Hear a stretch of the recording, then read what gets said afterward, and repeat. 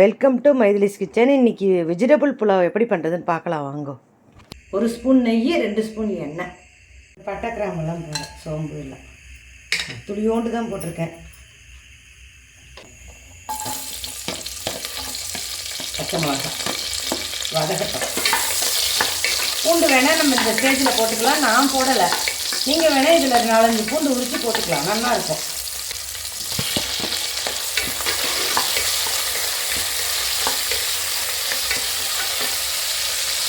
இதுக்கு மஞ்சப்பொடி நம்ம போட வேண்டாம், வெள்ளையாக இருக்கும் பிரியாணி, அதனால தான் நல்லா இருக்கும். வெஜிடபிள் புலாவ் சூப்பராக இருக்கும்.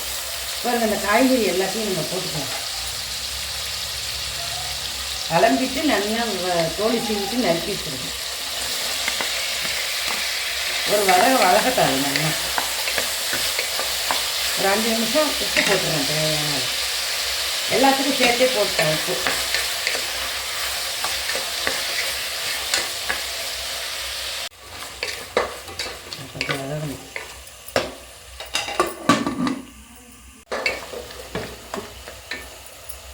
இந்த வரமிளகா அப்படி இதிலே போட்டு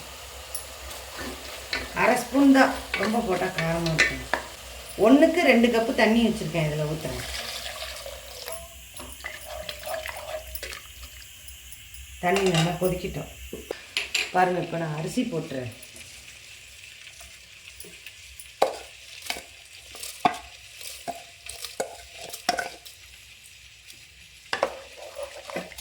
இப்போ இந்த கரம் மசாலா பொடி 1/4 ஸ்பூன் வச்சுருக்கேன்.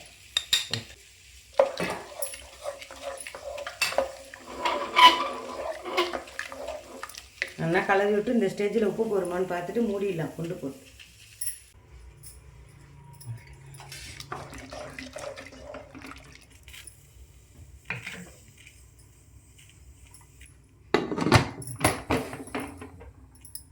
இப்போ கொண்டு போட்டேன். ஒரு விசில் வந்தோன்னா ஆஃப் பண்ணிடுறேன். ஒரு விசில் வந்துடுத்து. இப்போ அடுப்பு அணைக்கிறேன். கூலாகணுன்னா நம்ம பார்க்கலாம். குக்கர் கூலாக எடுத்து திறக்கலாம். பாருங்கள், இப்போ பாருங்கள். 1 ஸ்பூன் நான் நெய் ஊற்றிக்கிறேன். உடையாமல் மேலாப்பில் கிளறி விடலாம்.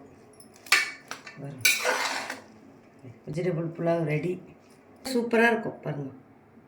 குயிக்காக ரெடி ஆகிடும். குழந்தைகளுக்கெல்லாம் லஞ்சு பாக்ஸுக்கு கொடுக்கலாம். பாருங்கள்.